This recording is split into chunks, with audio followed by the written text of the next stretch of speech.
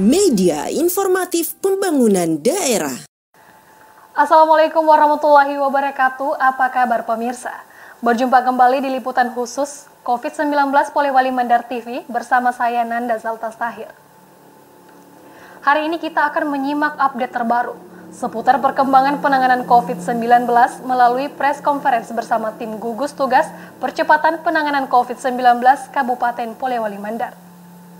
Pada liputan khusus kali ini kami telah menghadirkan dalam video conference Bapak Haji M. Swaib Nawawi, Kepala Dinas Kesehatan sekaligus juru bicara gugus tugas COVID-19 Kabupaten Polewali Mandar. Kita juga telah menghadirkan Asisten 2, Bapak Sukirman Saleh, Kepala Bidang Operasi Gugus Tugas Penanganan COVID-19. Dan terakhir kita juga menghadirkan dari seluruh rekan-rekan media, dari rakyata.com, TVRI, Aji Kota Mandar, Mario FM, Tayang 9.com.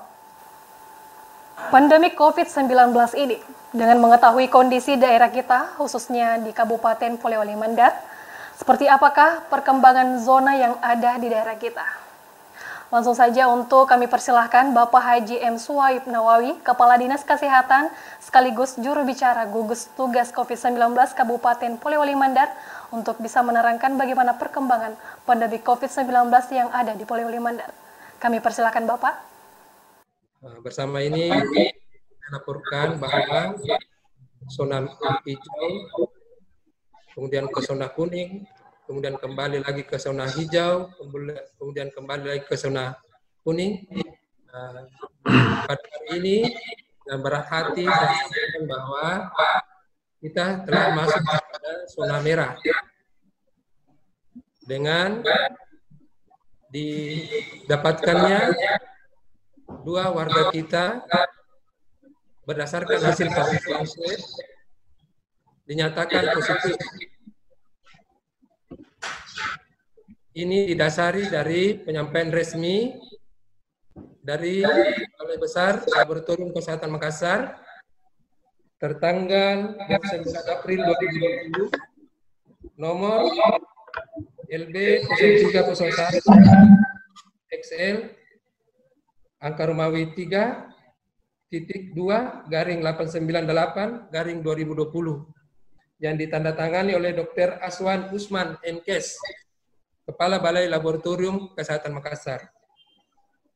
Perihal laporan hasil pemeriksaan COVID-19, dinyatakan bahwa dari tugas pasien yang kami kirim, terdapat 2 yang dinyatakan positif. Inisial HF, penduduk Kecamatan Polewali. Kemudian yang kedua, NN, inisial NN, Kecamatan Wonomulyo. Bapak Ibu yang saya hormati, selanjutnya kami sampaikan bahwa ODP yang ada sekarang per hari ini sebanyak 362. Selesai 305 dan dalam proses sebanyak 57 orang. Kemudian pasien dalam pengawasan PDP sebanyak 35 orang, selesai pengawasan 10. Meninggal 2 dan proses 23.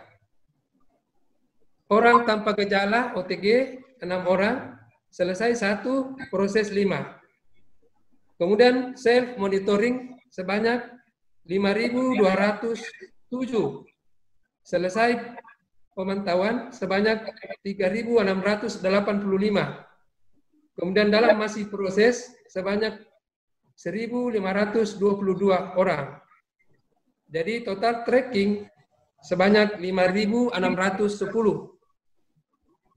Bapak Ibu yang saya hormati, terkait pasien PDP yang begitu melonjak ini terdapat dari desa Katiting, desa Kandemeng, Kinambung. Ini berawal dari acara melayat yang meninggal pada tanggal 4 April di Desa Kandemeng, kemudian kemudian dihadiri oleh beberapa keluarga, termasuk keluarga dari daerah-daerah zona merah, dari Makassar, dari Kalimantan, dan dari Mamuju. Dan beberapa hari setelah pemakaman itu ditemukan sebanyak 6 warga yang dalam keadaan sakit.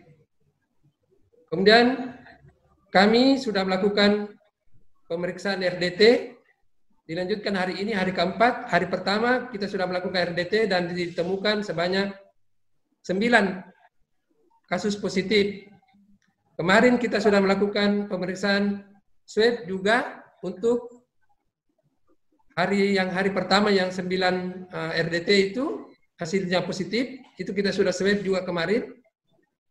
Dan kemarin juga kita melakukan pemeriksaan untuk 42 warga Kandemeng dan ditemukan sebanyak 6 lagi. Jadi total sekarang berjumlah 15 orang positif RDT di Desa Kandemeng. Kemarin salah satunya inisial A yang dirawat di Rumah Sakit Umum Daerah telah berpulang ke Rahmatullah. Kemudian sekarang yang ada 6 orang yang sekarang kita persiapkan untuk isolasi mandiri, isolasi di tingkat kecamatan. Mungkin hal-hal seperti itu yang perlu kami sampaikan. Bersama ini kami teruskan himbauan Bapak Bupati kepada seluruh warga masyarakat Kabupaten Polewali Mandar, kiranya betul-betul mematuhi himbauan-himbauan yang telah disampaikan oleh pemerintah. Himbauan untuk tinggal di rumah, himbauan untuk kerja dari rumah, himbauan untuk belajar dari rumah, dan himbauan untuk beribadah dari rumah. Begitu juga dengan ketentuan jam pasar dan pengawasan orang datang. Jadi kami sangat berharap komitmen dan kedisiplinan semua masyarakat untuk benar-benar mematuhi untuk tinggal di rumah saja. Karena dengan tinggal di rumah saja, itu berarti kita telah berpartisipasi secara nyata memutus mata rantai penularan COVID-19. Terima kasih. Assalamualaikum warahmatullahi wabarakatuh. Waalaikumsalam warahmatullahi wabarakatuh. Terima kasih banyak Bapak. Pada akhirnya ke asisten 2 kita, selaku Kepala Bidang Operasi Gugus Tugas Penanganan COVID-19, mungkin Bapak bisa menambahkan tentang bagaimana perkembangan pandemi COVID-19 yang ada di Kabupaten Polewali Mandar, Pak. Alhamdulillah, pagi hari ini kita bisa bergabung di forum yang sangat tentunya sangat penting pada hari ini kita bisa ketemu, mengingat bahwa mulai dari pagi ini kita dihebohkan dengan munculnya berita bahwa Polewali Mandar sudah ketahuan ada 2 pasien yang swab positif, sehingga langsung otomatis membuat 2 kecamatan ini menjadi zona merah. Kemudian tadi sudah disampaikan seperti yang disampaikan tadi oleh Kadis Kesehatan, mudah-mudahan bisa menjadi perhatian bagi kita semua, terutama teman-teman media, dengan adanya informasi yang seperti disampaikan tadi Pak Kadis, ini bisa harapan utama ketika disampaikan ke masyarakat, harapan utama supaya bagaimana bisa masyarakat bisa semakin memahami kondisi ini, sehingga bisa betul bisa taat dengan himbauan pemerintah, tetap di rumah, tidak usah ke masjid dan sebagainya dan sebagainya. Nah, itu kami harapkan itu supaya teman-teman media ini bisa membantu mengedukasi masyarakat kita supaya bisa taat. kalau terkait dengan perkembangan penanganan COVID ini di Pulau Limandar,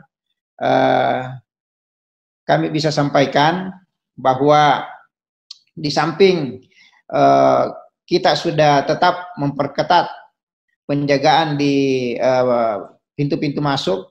Ada 3 pintu masuk dari luar ini di daerah kita, yaitu di perbatasan Majene, perbatasan Pindrang, dan perbatasan Mamasa. Itu kita tetap jalan seperti biasa, dan malah kita semakin perketat, apalagi dengan munculnya informasi yang cukup mengagetkan dari Pak Kadis tadi. Di samping itu, operasi-operasi ke tempat-tempat keramaian itu tetap berjalan, di pasar, iya, di masjid-masjid. Ini baru-baru tadi Pak Camat datang melapor ke saya. Alhamdulillah untuk masjid di Kecamatan Polewali sudah hampir 100% bisa mengikuti anjuran pemerintah. Mereka melakukan pendekatan secara persuasif, hubungi tokoh-tokoh masyarakat yang masih ngotot, ya, karena terkadang imamnya kalau di masjid itu sudah bisa menerima, tetapi kadang tokoh masyarakat lagi, tokoh-tokoh masyarakat tertentu, oknum tertentu yang masih ngotot untuk tetap mau membuka masjid. Nah, jadi informasi terakhir, alhamdulillah, mudah-mudahan mulai sebentar malam kami harapkan sudah bisa 100% masjid tidak ada lagi yang buka. Kemudian berikutnya dalam hal pencegahan, saya kira itulah beberapa hal yang kita sudah lakukan. Kemudian tentu apa yang diusahakan oleh Dinas Kesehatan, mudah-mudahan ini sudah bisa berjalan terkait dengan rencana pengadaan alat laboratorium untuk mengetes swab. Mudah-mudahan sudah bisa jalan rencananya itu, sehingga ini kami butuh nanti informasi lewat forum ini. Mudah-mudahan kalau itu jalan, sehingga ya barangkali tidak kurang dari 2 minggu alat itu sudah bisa datang di kita, sehingga kalau sudah ada yang rapid test positif, nantinya bisa langsung di swab, tidak perlu lagi menunggu beberapa hari, langsung ada hasilnya. Kemudian terkait dengan penanganan COVID melalui dengan rencana bantuan sosial tunai dan BLT, ini datanya sementara berproses, ya. Baru tadi kami ketemu dengan pegawai pos, kepala pos Polewali, itu sudah menyampaikan bahwa sudah ada informasi dari Kementerian Sosial untuk bantuan sosial tunai, sudah ada data yang masuk kurang lebih 7.000 orang, 7.000 orang, yang nantinya diperuntukkan sebanyak ada sekitar 11.520 yang akan nanti menerima bantuan sosial tunai, yaitu 600.000 per bulan selama 3 bulan berturut-turut, April, Mei, dan Juni. Nah, jadi ini nanti pembagian ke masyarakat untuk bantuan sosial tunai itu ada 2 macam. Yang calon penerima manfaat yang punya rekening di bank pemerintah itu langsung dananya masuk ke rekeningnya. Nah, kemudian yang tidak punya rekening untuk bank pemerintah di bank pemerintah, maka itu akan nanti dibagi secara tunai, langsung tunai kepada masyarakat penerima manfaat. Caranya nanti itu door to door, jadi tidak dikumpul satu tempat, tapi kepala pos nanti ini, pegawai pos nanti ini akan jalan bersama dengan petugas sosial, bersama dengan pendampingan dari kepala lingkungan, kepala dusun, untuk langsung mendatangi rumah-rumah kepada calon penerima untuk memberikan bantuan yang 600.000 per bulan itu. Nah, kemudian calon penerima BLT juga saat ini sementara dilakukan pendataan di desa-desa, terus sudah sementara berjalan, tapi kenyataannya kalau kelihatan kalau semua data yang disampaikan ke Dinas Sosial itu bisa diproses dan bisa diterima, maka hampir dana BLT ini sudah tidak ada lagi yang membutuhkan. Hampir, paling kalau ada ya tidak seberapa lah jumlahnya, karena jumlah orang-orang miskin kita yang terdampak dengan COVID ini insya Allah bisa tercover dengan bantuan sosial tunai yang dari Kemensos. Kalau itu ada nanti sisanya yang tidak tercover, itulah yang akan di-cover nanti oleh BLT, dana desa, bantuan langsung tunai dana desa. Tetapi nantinya kalau masih ada lagi yang tersisa dan menurut pertimbangan nanti tim gugus tugas ini memerlukan untuk bantuan dengan memakai dana APBD, nah itu bisa saja nanti kita akan gunakan dana APBD untuk mengintervensi orang-orang tertentu yang tidak masuk dalam kategori menerima BLT dan bisa menerima bantuan sosial tunai, tetapi sangat layak dan sangat membutuhkan bantuan, maka yang seperti itulah nanti akan di-cover oleh dana APBD. Saya kira seperti itu untuk sementara informasi dari kami, baik dari kegiatan pengamanan, kegiatan pencegahan, ya, dan kemudian kegiatan penanganan yang khusus berada di bawah koordinasi bidang operasi. Seperti itu, Mbak. Ya, baik. Terima kasih untuk Bapak Asisten 2, sekaligus juga Kepala Bidang Operasi Gugus Tugas Penanganan COVID-19. Jadi dengan kondisi kita yang sudah berada di zona merah di Kabupaten Poliwali Mandar, dengan pengolahan refocusing anggaran dan bantuan untuk masyarakat yang membutuhkan, seperti BLT, itu akan menjadi pengolahan utama untuk bisa mengatasi yang pada masa pandemi COVID-19 ini. Baik, kami buka sesi tanya jawab bagi rekan-rekan media. Jadi di sesi pertama kami persilahkan dari rakyata.com. Kemudian kita akan beralih ke Amri Makaruba dari Radar Sulbar. Kita persilahkan. Ya, halo. Assalamualaikum warahmatullahi wabarakatuh. Waalaikumsalam warahmatullahi wabarakatuh. Saya Fatir dari Rakyata. Saya mau menarik untuk apa yang disampaikan Pak Asisten Ekban ini. Soal bantuan untuk warga itu. Bantuan untuk warga itu tadi disebutkan ada 2 jenis rekening. Kalau tidak salah ya. Ada rekening non pemerintah, ada rekening bank pemerintah, begitu ya. Mungkin bisa dijelaskan Pak, terkait dengan rekening pemerintah itu, bank pemerintah itu. Karena kalau rujukan, menurut pandangan saya, kalau dia masuk ke rekening pemerintah itu, bisa saja bantuan itu bukan hanya turun ke masyarakat saja, melainkan PNS saja pun itu pasti akan mendapatkan. Itu mungkin bisa dijelaskan Pak Asisten Ekbang.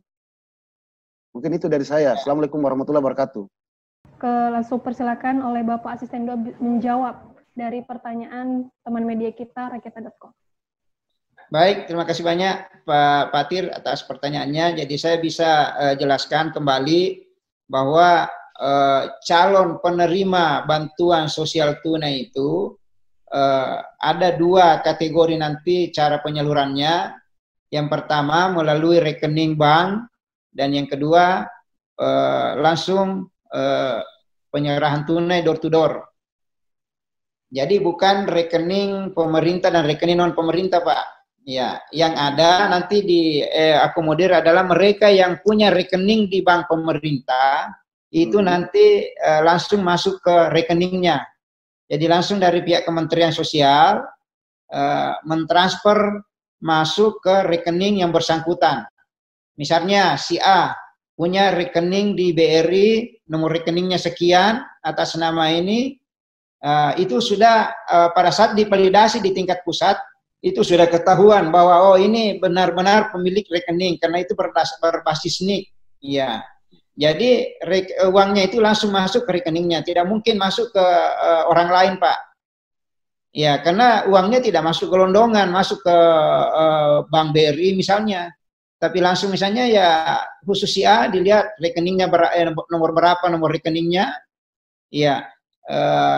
NIK-nya berapa sudah cocok setelah dipalidasi maka uangnya langsung bertambah saldonya yang bersangkutan tadi ini di rekeningnya di bank pemerintah bersama saldonya 600.000 per bulannya Pak. Seperti itu Pak Fatir. Makasih. Berarti ada bahasanya seperti ini.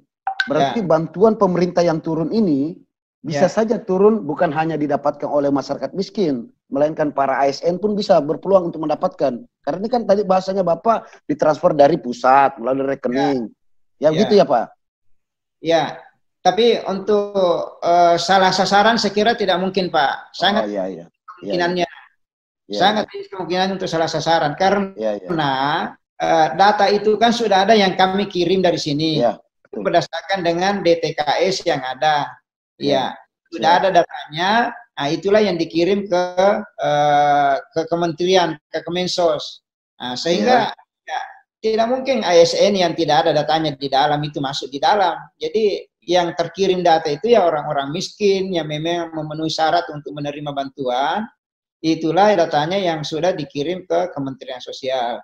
Dan setelah berhasil diverifikasi data itu dan memiliki rekening di salah satu bank pemerintah, langsung mereka lah bisa mengecek di rekeningnya, oh ternyata sudah bertambah saldonya. Jadi sekali lagi Pak Fatir, tidak sangat tipis kemungkinan dan hampir tidak ada kemungkinan bisa salah sasaran kepada penerima yang tidak memenuhi syarat, apalagi ASN misalnya, itu tidak mungkin Pak.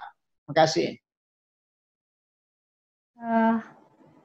Terima kasih Pak. Kita ke Pak Amri Radar Sulbar. Silakan Pak Amri dari Radar Sulbar.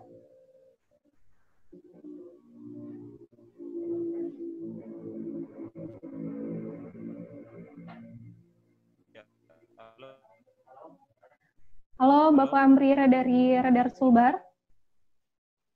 Iya. Apa masih terhubung? Halo, makasih Ade Nanda.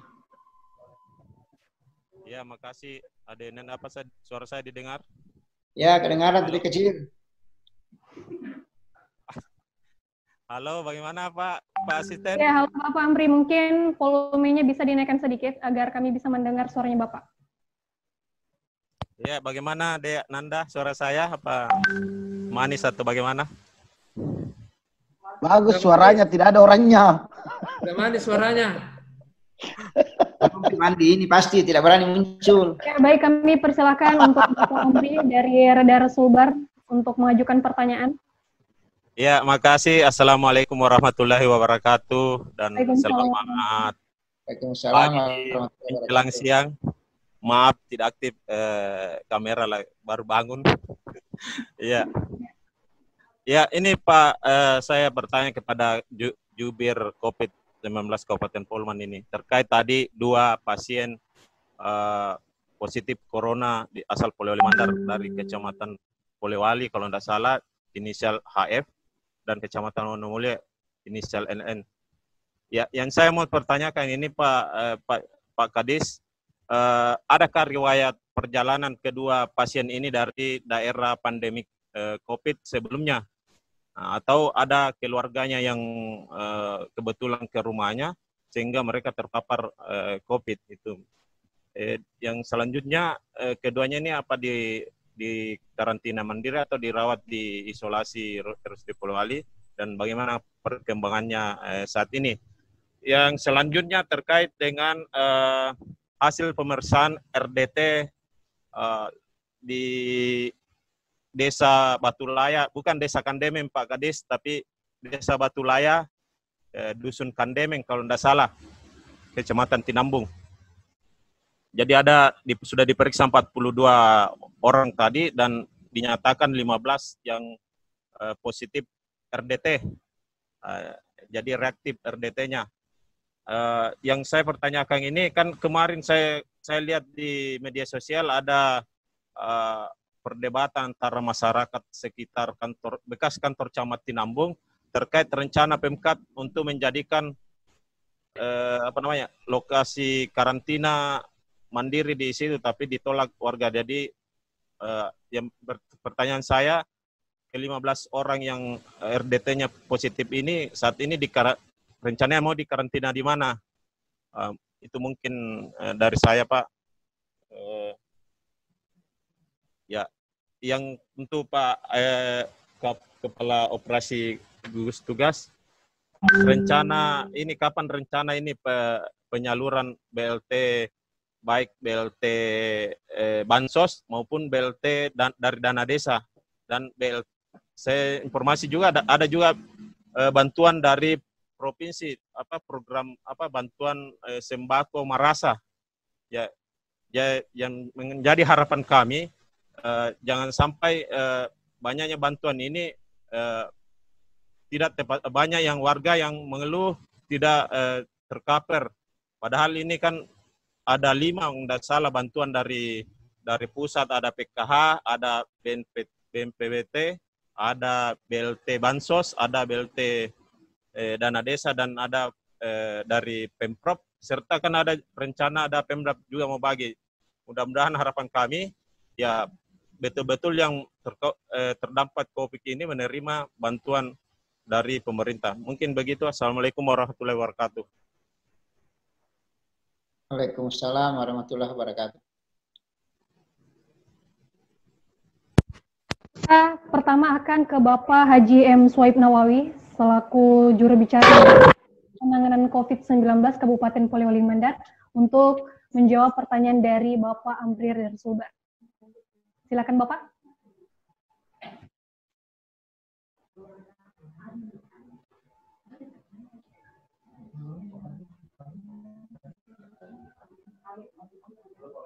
Halo Bapak.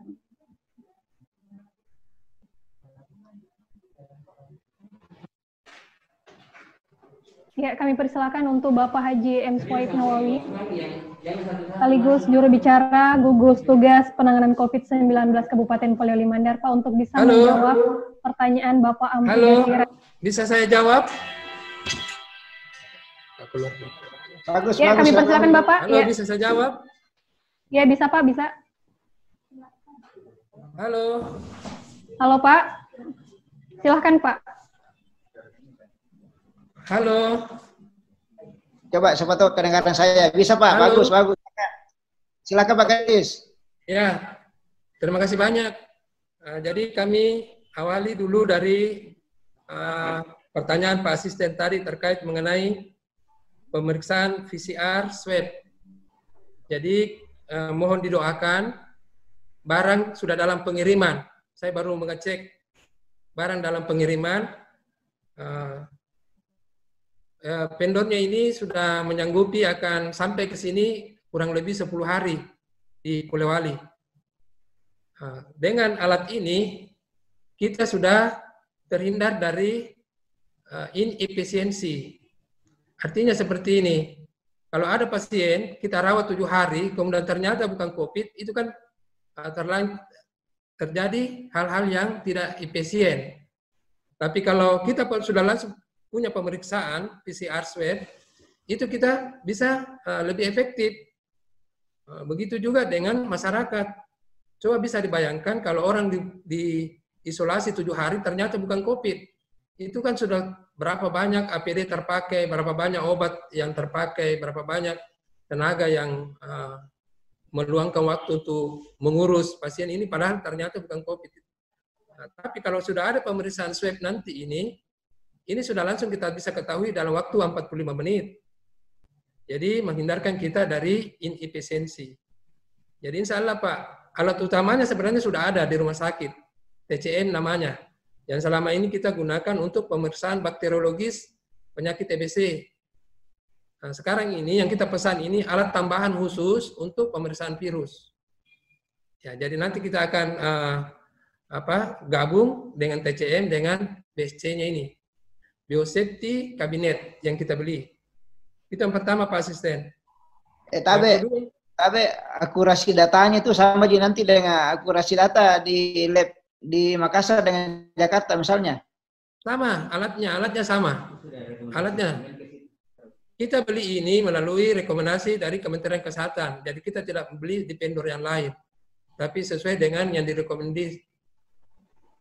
Saya kira itu Pak Asisten. Kemudian yang kedua terkait mengenai pasien positif COVID ini, memang semuanya memiliki riwayat perjalanan dari zona merah. Jadi saya ulang, memang semuanya, keduanya ini memiliki perjalanan dari zona merah. Ya. Kemudian, apakah ini akan dilakukan isolasi mandiri? bergantung gejalanya, Pak. Kalau kondisinya sakit, kita lakukan perawatan isolasi di rumah sakit. Tapi kalau dia tanpa gejala, dia tidak sakit, seperti pasien COVID inisial HF, ini tidak dalam keadaan sakit, ini kami rencana untuk isolasi mandiri. Kemudian mengenai kasus Kandemeng, ini memang di kasus Kandemeng ini kita melihat ada hal yang kontak di situ terjadi. Ada acara melayat di mana banyak orang datang dari zona merah, kemudian kontak dengan penduduk setempat. Inilah persoalannya. Kemarin memang kita sudah menemukan selama 3 hari kemarin ini kita melakukan RDT, itu kita sudah menemukan 15 positif RDT. Kemudian yang 9 RDT positif hari pertama itu kita juga sudah swab. Maksudnya sudah diambil spesimen swabnya untuk dikirim ke Laboratorium Kesehatan Makassar. Kemudian terkait mengenai isolasi mandiri. Isolasi mandiri dibolehkan untuk pasien yang positif pun swabnya boleh isolasi mandiri selama tidak bergejala, tidak dalam keadaan sakit. Dengan ketentuan dia punya ruangan tersendiri yang tidak bercampur dengan anggota keluarga yang lain. Kemudian dia punya kamar mandi sendiri yang digunakan secara sendiri terpisah dengan anggota keluarga yang lain.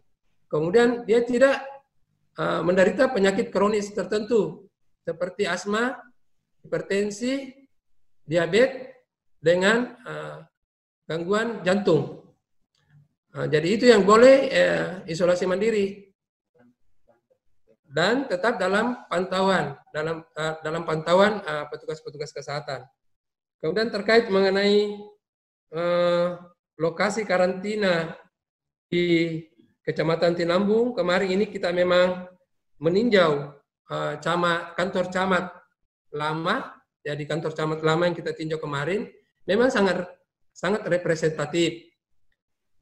Tapi ada gejolak di sana, sehingga kita urungkan. Tapi yang saya mau kasih tahu bahwa virus ini tidak loncat jendela, Pak. Virus ini juga tidak pernah pergi ngintip orang di rumah tetangga. Jadi sebenarnya sangat representatif di situ. Karena tidak jauh juga dari puskesmas. Jadi petugas kesehatan bisa secara mobile untuk datang melakukan pemeriksaan ke lokasi karantina itu. Kalau itu yang jadi. Saya mau menghimbau masyarakat untuk bagaimana kita tidak melakukan diskriminasi atau melecehkan orang-orang yang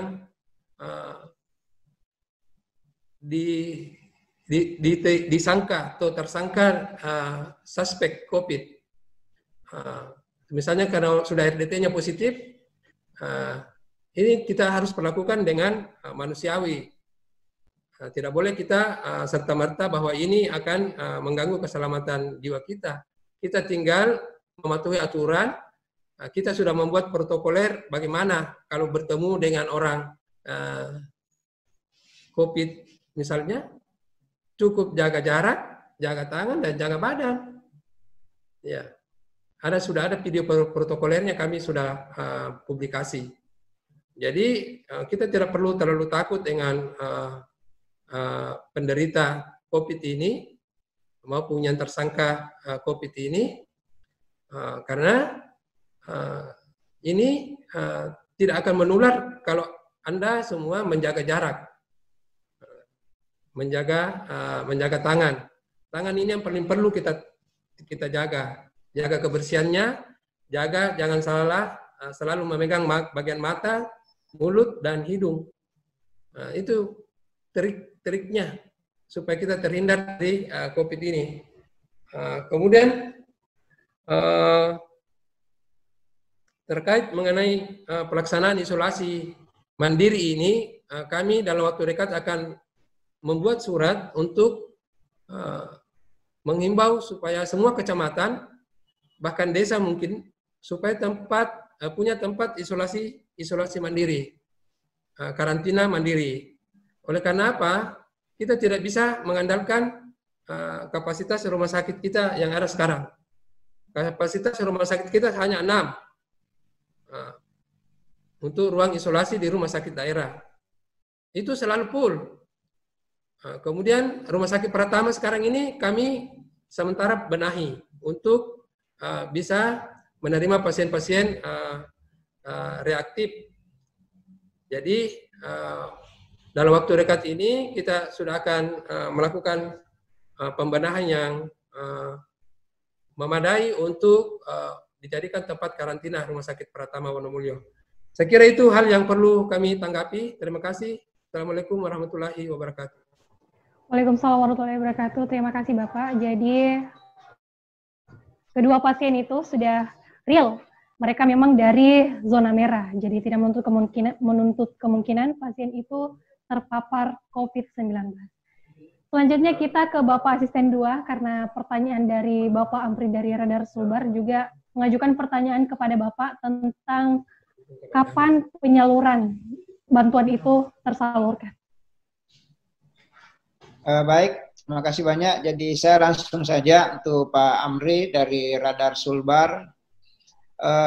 Terkait dengan waktu untuk penyaluran baik dana bansos tunai, kemudian BLT, itu sebenarnya untuk dari kami pemerintah daerah tentu kami tidak bisa memastikan kapan penyalurannya itu karena itu tergantung dari pemerintah pusat. Ya.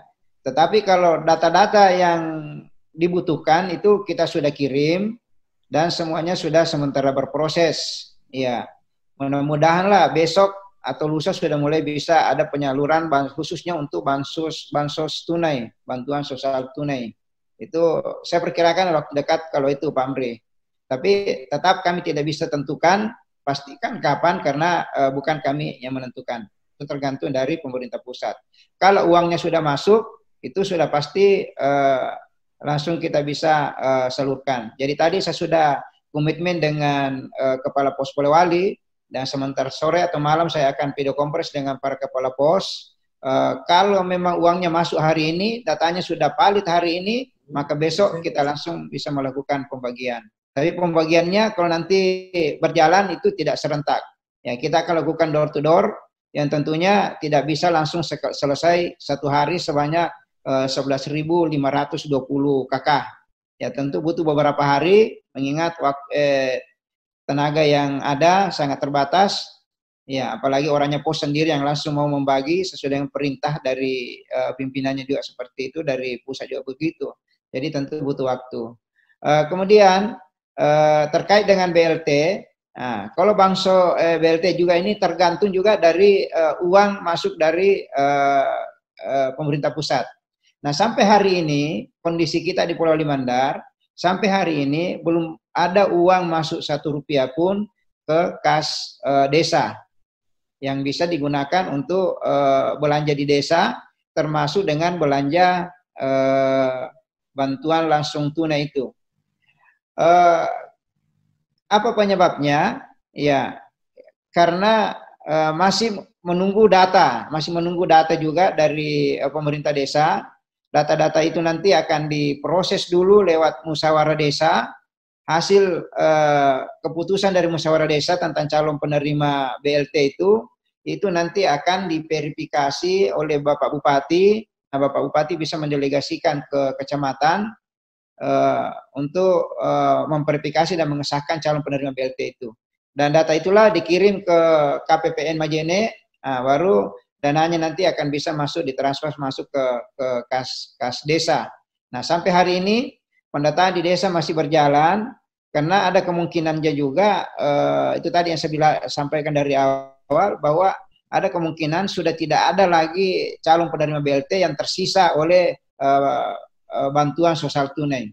Nah, kalau ini semua turun nanti dari bantuan sosial tunai itu ya kemungkinan besar sudah tidak ada. Paling yang bisa di cover nanti BLT adalah mereka yang bermasalah datanya, tidak bisa tercover oleh bansos karena misalnya nick-nya bermasalah dan sebagainya.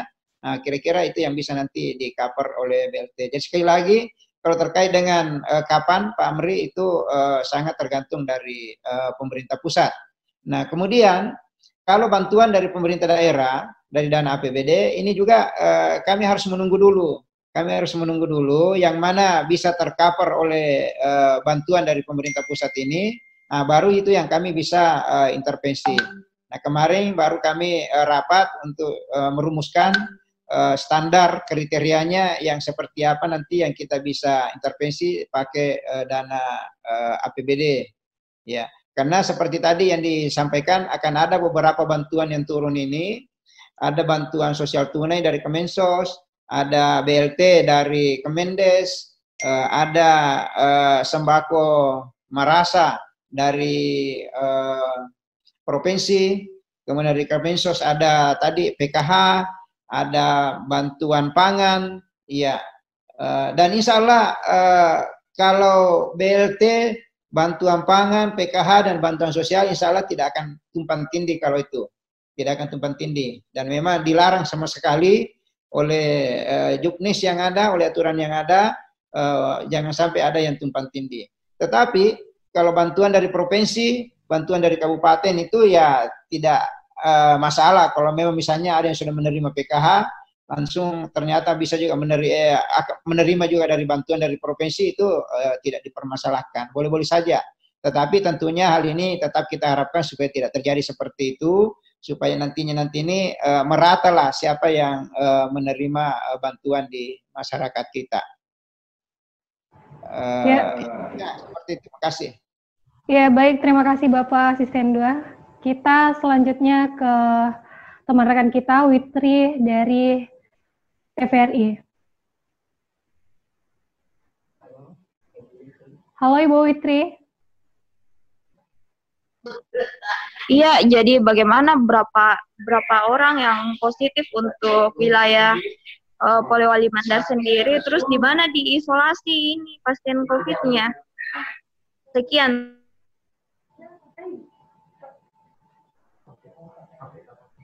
Ya, kita kembali lagi ke Bapak HM Soib Nawawi untuk bisa memperjelas sedikit kepada Ibu Witri dari TVRI tentang pasien COVID itu. Baik, teman dari TVRI, sekarang ini kita punya pasien COVID-19 terkonfirmasi sebanyak 2 orang. Tadi saya sudah sebutkan dasarnya apa. Kemudian kondisi yang bersangkutan satu ini di rumah sakit daerah, inisial NM, ya, kemudian inisial HF ini isolasi mandiri. Rencana kami akan isolasi di Dinas Kesehatan karena kebetulan kami punya wisma di sini. Jadi mungkin kami akan isolasi di Dinas Kesehatan di wisma. Kami punya wisma di sini. Kami juga ikut mau berpartisipasi. Kami menyiapkan 2 kamar di sini untuk ruang isolasi. Ruang isolasi mandiri. Terima kasih. Ya, terima kasih Bapak. Selanjutnya kita ke Bapak Rusman Tony dari Mario FM. Pak, Tabe.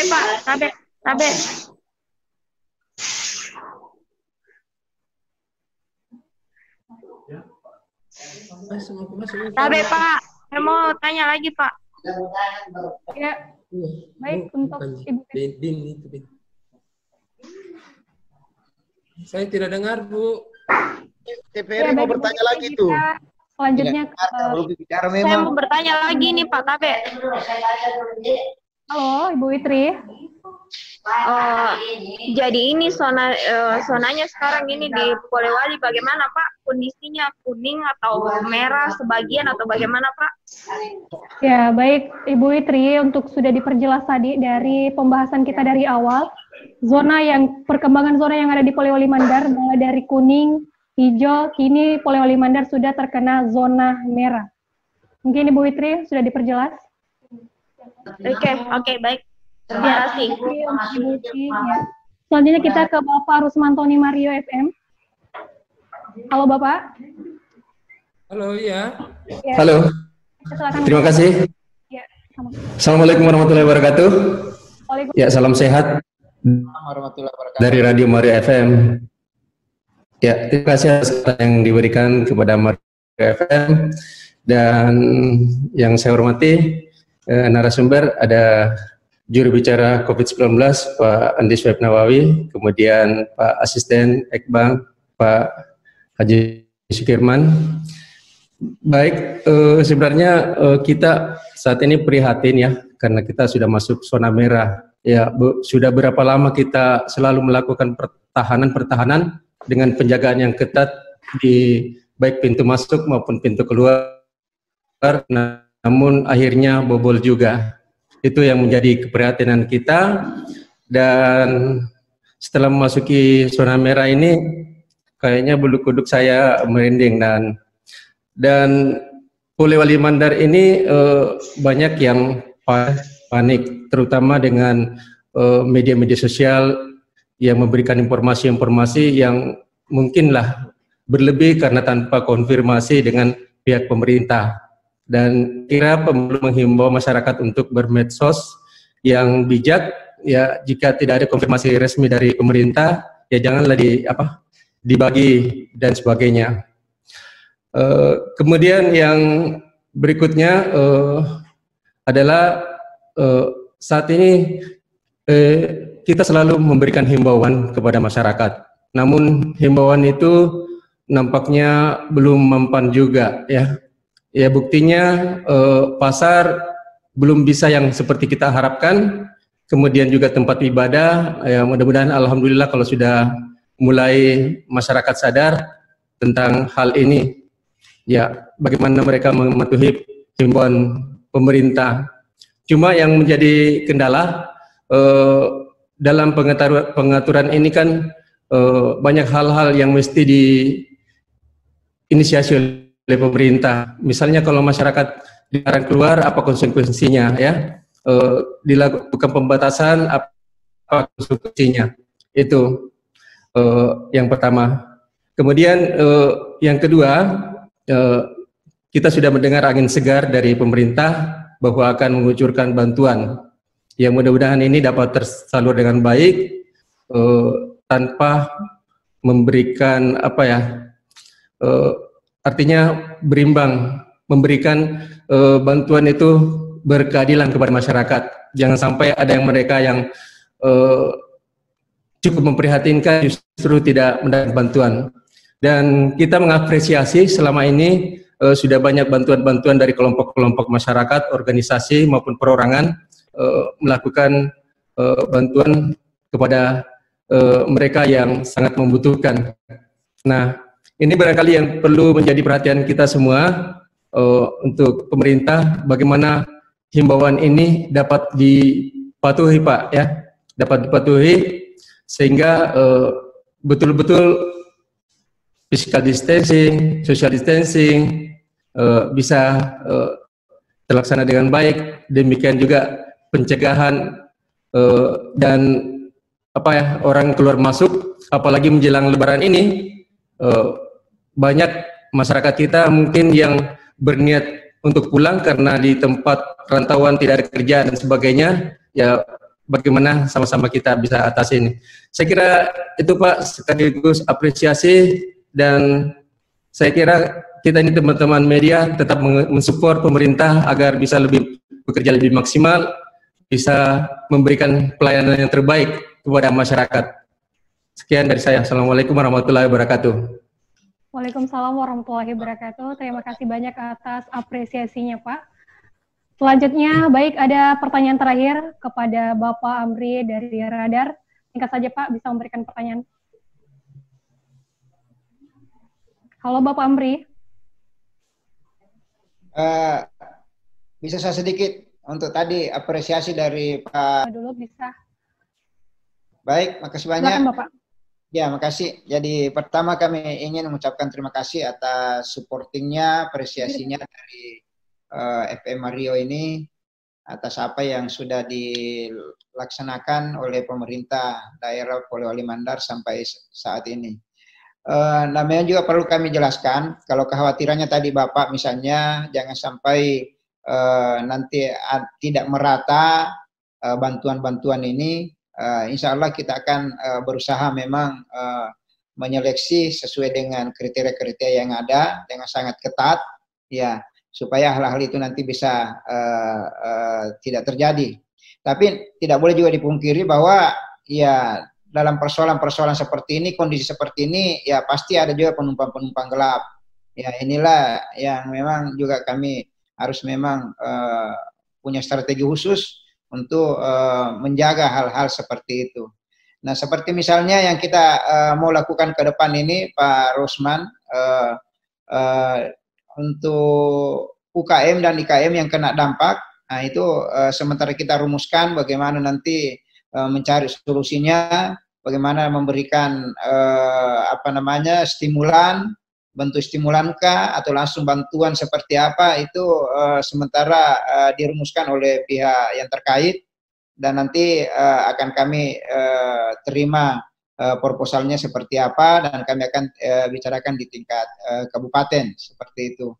Jadi seperti kalau bantuan langsung tunai itu juga sudah ditegaskan kemarin bahwa dikasih contoh misalnya kalau ada yang orang tiba-tiba hilang mata pencahariannya, ya, walaupun misalnya dia tidak terlalu miskin, belum masuk kategori yang 14 kriteria di DTKS itu, ya, tapi dia kehilangan mata pencaharian gara-gara wabah ini, itu bisa menerima salah satu kriteria nanti bisa menerima BLT dana desa.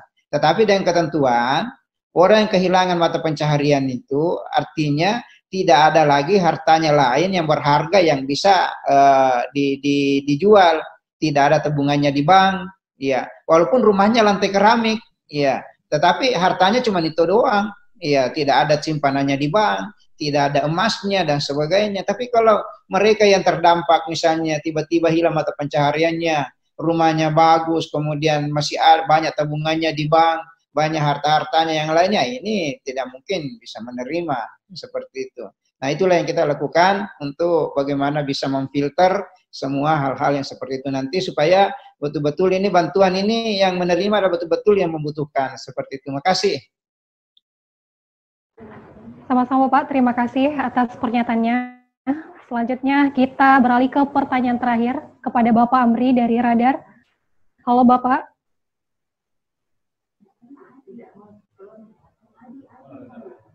Halo Bapak Amri dari Radar. Halo, kasih aktif dulu.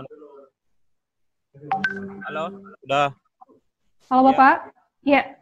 Bapak bisa memberikan pertanyaan singkat aja ya, untuk yang terakhir pertanyaan singkat yang tadi ini perjelas tadi ini pasien positif COVID yang satu kan dari Ono NN itu kan kita tahu riwayat perjalanannya dari Jakarta dan dirapid di puskesmas dan dirujuk ke rumah sakit. Yang menjadi pertanyaan ini pasien HF ini Polewali tidak pernah disebut-sebut sebelumnya menjadi pasien PDP, tiba-tiba ada hasil swabnya positif. Menjadi pertanyaan saya ini, apakah di sini Pak Jubir ini pasien HIV ini tenaga medis atau bagaimana? Ya, baik. Baik, terima kasih Bapak Amri. Kita ke Bapak HM Suhaib Nawawi untuk bisa menjawab pertanyaan dari Bapak Amri Radar. Baik. Kalau pasien 01 itu sudah jelas ya. Jadi kita menyebutnya itu pasien NN, ini inisial NN 01.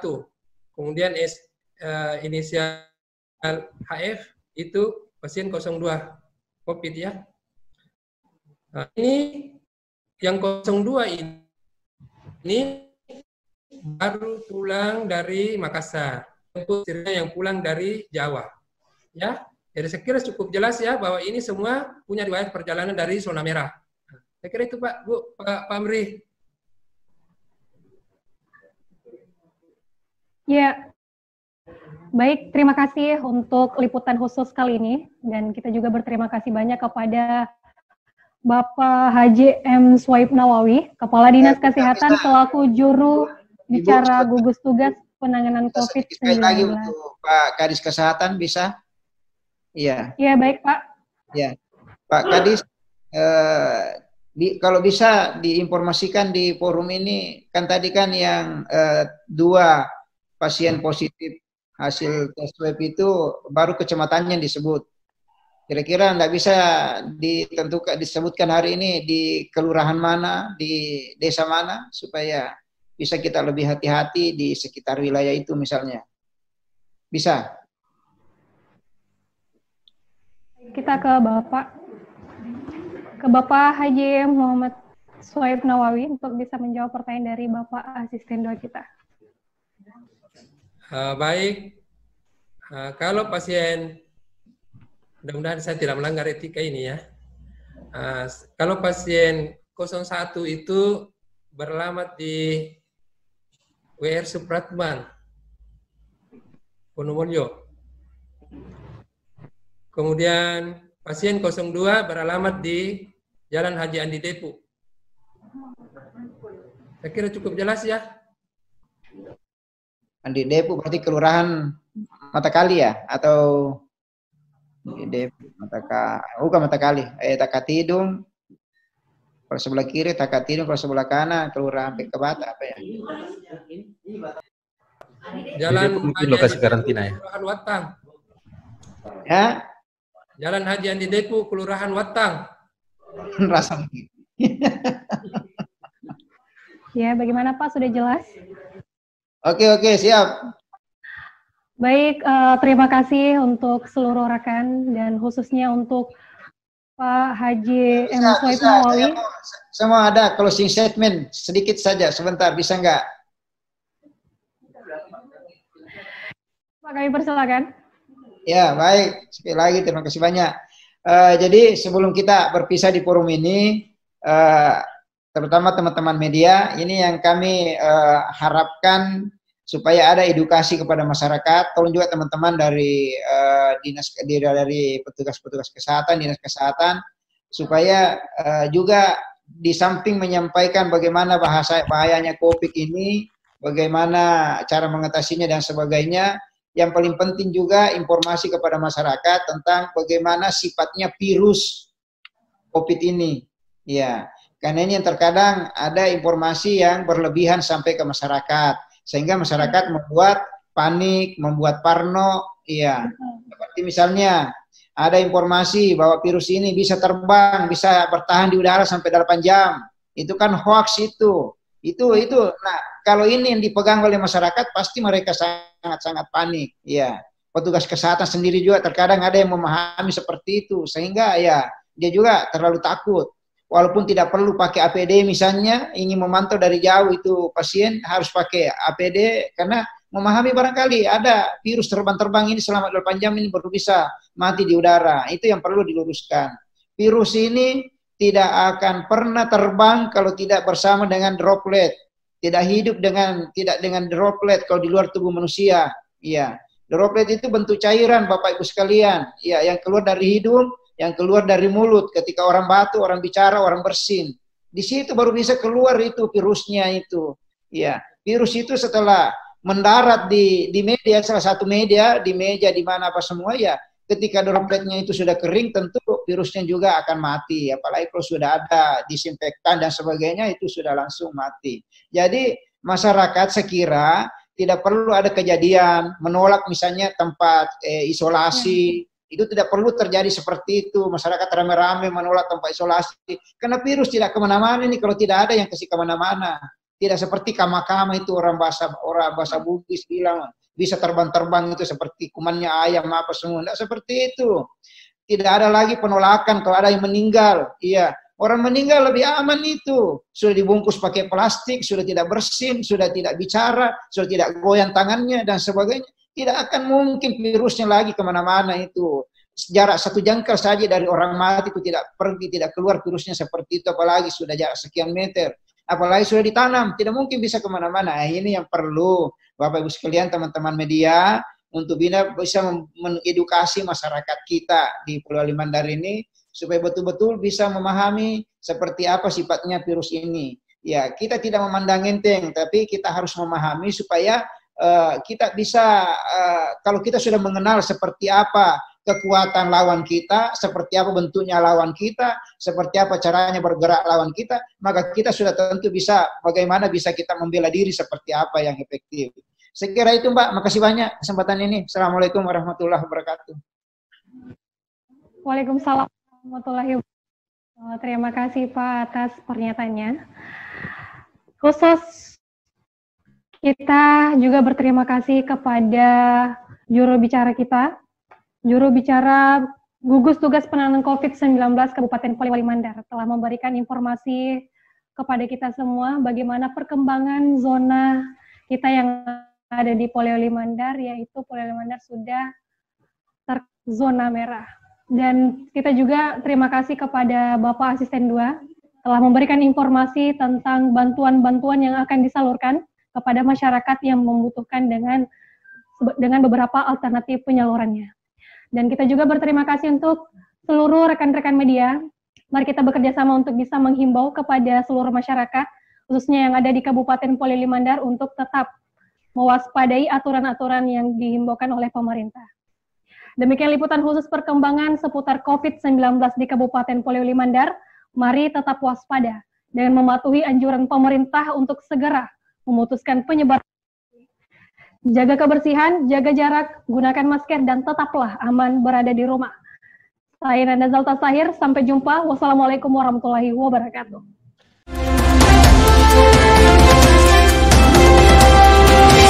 Mandar TV, media informatif pembangunan daerah.